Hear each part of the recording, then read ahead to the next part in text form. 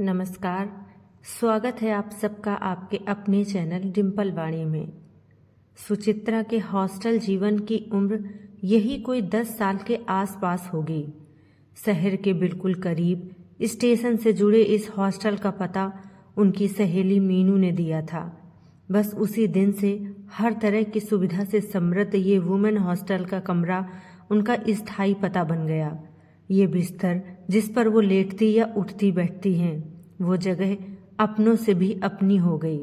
ऐसा महसूस होने लगा कि ये जगह छोड़कर किसी अनिश्चय की राह पर कदम बढ़ाने का साहस वो अब खो चुकी हैं।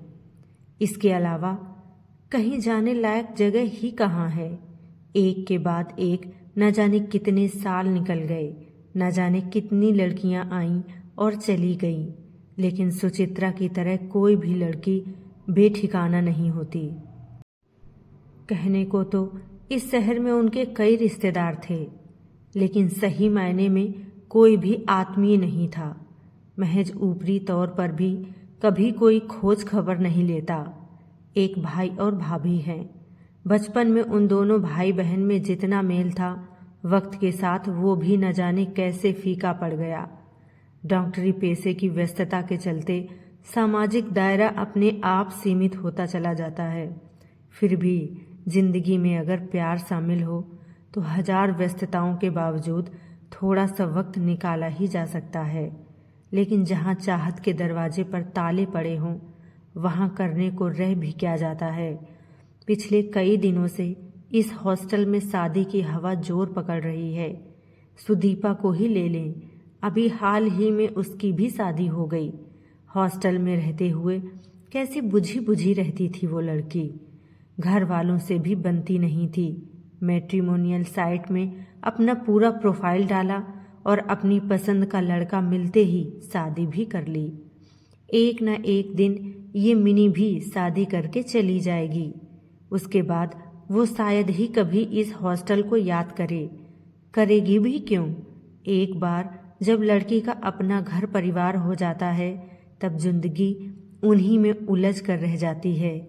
आजकल माँ भी अक्सर भाई के पीछे पड़ी रहती है। तेरी इतनी जान पहचान है, कहीं रिश्ता चलाकर देख तो सही। तुम भी अजीब बात करती हो माँ।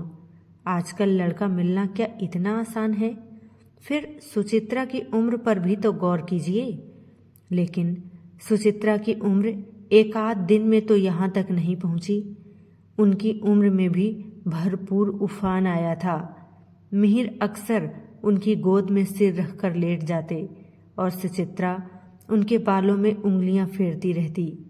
लेकिन अगले ही पल मर्यादा का ख्याल आते ही शरीफ बच्चों की तरह दोनों अलग हो जाते।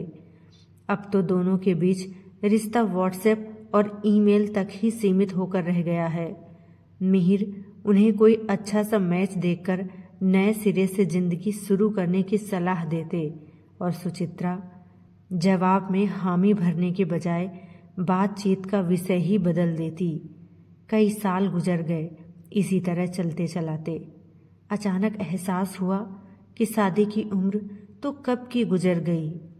बालों में सफ़ेदी आ गई, आंखों में 40 के बाद का धुंध उतरने लगा। वो नहीं जानती ख्वाहिशों के बदन पर उम्र का हिसाब लिखा होता है या नहीं, लेकिन दैहिक परिवर्तन के साथ साथ ख्वाहिशें भी बुझ गईं। कामना वासना की शिद्दत भी काफ़ी मंद पड़ गई। ये बदलाव उन्हें चाहे मन से भले ही कबूल न हो, मगर इनसे इनकार भी नहीं किया जा सकता। सुचित्रा गहरी सोच में गुम थी। अचानक मीनू की आवाज़ सुनकर उनकी बेहोशी टूट गई। आज मैं हॉस्टल वापस नहीं आऊँगी। अगर कोई पूछे तो बता देना, भूलना नहीं, मीनू ने आगाह किया। सुन तो सही, जो कहना है साफ साफ बता दे। अक्सर मैं सब कुछ भूल भाल जाती हूँ। क्यों? अब तक किसके ख्यालों में गुम थी? प्रसिद्ध गायक मिहिर चक्रवर्ती के ना। कब मांग में सिंदूर और माथे पर बिंदिया और कलाई में सुहाग चूड़ा पहनकर उनकी अर्धांगी बनेंगी। मीनू ने उन्हें छेड़ने की कोशिश की। विमल के साथ जा रही हूँ, आज की रात उसके ही साथ रहूँगी। क्या हुआ, सुन रही है या नहीं? इतनी अनमनी तो मैंने आपको कभी नहीं देखा। चुप कर, नटखट कहीं की। मीनू ने जोर से ठहाका लगाया और कंधे पर बैग डालकर कमरे से बाहर निकल गई। उसका भावी पति विदेश से घर लौटा था। काफ़ी दिनों की जान पहचान थी। शादी होते ही वो भी विदेश उड़ जाएगी। जाते जाते वो कह गई, आप चाहे जो भी कहिए, अब इस हॉस्टल में मुझे नहीं रहना पड़ेगा। ये ख्याल कितना सुखद है ना दी। कितनी सजग है आज की पीढ़ी अपने अधिकारों के प्रति, सुचित्रा ने सोचा। पूरे आत्मविश्वास के साथ अपने भविष्य को सुधारने में माहिर, वक्त की अहमियत समझती है। सिर्फ वो ही नहीं समझ पाई कि वक्त बाहर से नितांत शब्दहीन लगता है, मगर अंदर बाहर से वो बेहद सशक्त होता है। तू सिर्फ अपने ही बारे में सोचती रहती है। मुझे भी यह नीरस घुटन भरा दायरा अब बिल्कुल नहीं सुहाता। उन्होंने मायूसी से कहा, तो फिर चली क्यों नहीं जाती मिहिर जी के पास? अच्छा ये बताइए, आपने क्या सोचा है? किस बारे में? शादी के बारे में। औरत मर्द की हेल्दी लाइफ के लिए शादी ज़रूरी है दीदी। 40 साल की उम्र में कोई कुछ भी सोचे, शादी का ख्याल किसी को नहीं आता। सुचित्रा मानसिक दृष्टि से तो ऐसा ही महसूस कर रही थी। आजकल वो अपनी देह में भी अजीबोगरीब बदलाव महसूस कर रही थी। ये बदलाव उन्हें चाहे मन से कबूल न हो, मगर इनसे इनकार का भी तो कोई उपाय नहीं। मीनू जाते जाते फिर ठिठक गई। शायद वो सुचित्रा की सोच का सुराग लगाना चाह रही थी। फिर वह जैसे सूचित करने के विचार से बोली, आज म्यूजिकल कंसर्ट है लाइब्रेरी के पास। गीतों भरी शाम। मुख्यमंत्री मिहिर जी को विशेष पुरस्कार देने उनका अभिनंदन करेंगे। भाई मैंने और विमल ने तो 2 टिकट बुक कर ली है। आप कहें तो आपकी भी बुक करवा लेते हैं। यादें कितनी भी धूमिल हो जाएं, पीछा कहाँ छोड़ती हैं। एक दिन मिहिर ने बताया, सुची, जब पहली बार खेलते कूदते मुझसे मेरे साथियों की केवल आवाज़ें टकराईं, तब उस बचपन में ही मैंने जाना कि मेरी आंखों में रोशनी नहीं है। उस समय मुझे ऐसा लगा जैसे जिंदगी ने बड़ा घिनौना मजाक किया है मेरे साथ। फिर मैंने निर्णय लिया कि खूब पढ़ूंगा ताकि ये दुनिया अपने मतलब के लिए मेरा इस्तेमाल न कर सके। ब्रेल लिपि और कुछ हमदर्द साथियों की मदद से मैं पढ़ने लगा।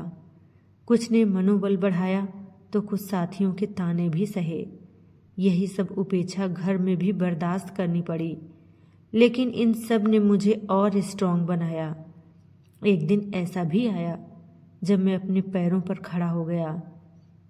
इतना सब सुनते ही सुचित्रा के मन के तार झंझना उठे।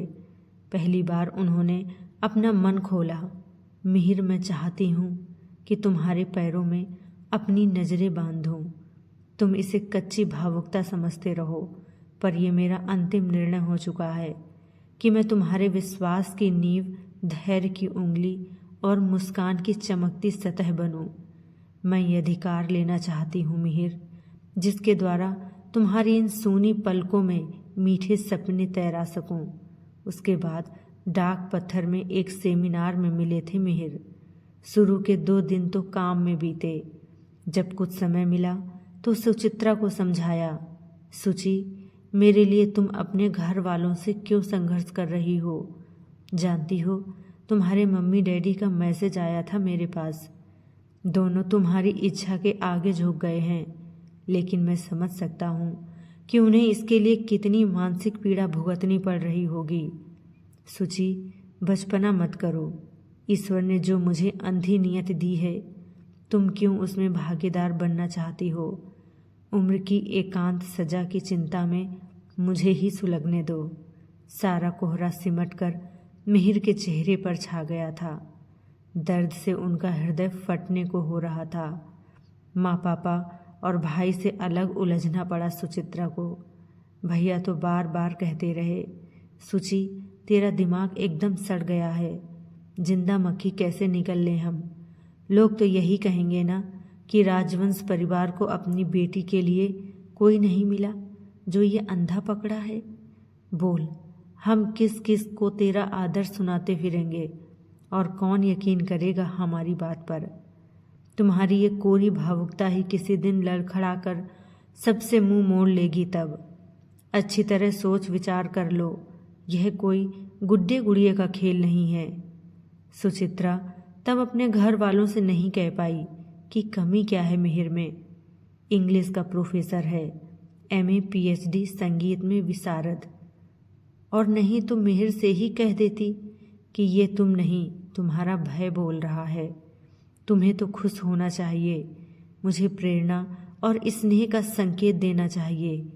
उल्टे निराशा के सागर में डुबो रहे हो। तुम अपनी विवश कमजोरी से बाहर आना ही नहीं चाहते। इसलिए, शायद इसलिए, गीतों भरी शाम में मिहिर की खुली सीपी सी आंखों पर झुकी पुतलियां जाने किस सपने में डूबी हुई कांप रही थी। सितार की लय का दर्द शायद उसके मन को छू रहा था। कंसर्ट के बाद जैसे ही सुचित्रा ने आगे बढ़कर उनका हाथ थामा, मिहिर के चेहरे की सुनहरी रंगत और भी गुलाबी सी हो उठी। एक मासूम सी मुस्कान उनके होठों के कोनों पर छा गई। सुची, आखिर तुमने मुझे हरा ही दिया। आओ मेरा हाथ थाम लो, मेरे पैरों को अपनी रोशनी का धरातल दे दो। इस बुझे जीवन की राख पर अपने प्यार की शीतल फुहार छिड़क दो। आज से मैं खुद को तुम्हें सौंपता हूँ। सुचित्रा देर तक मिहिर के गले लगकर सिसकती रही। ये कहानी आपको कैसी लगी कमेंट करके ज़रूर बताएं। चैनल को सब्सक्राइब करें। धन्यवाद।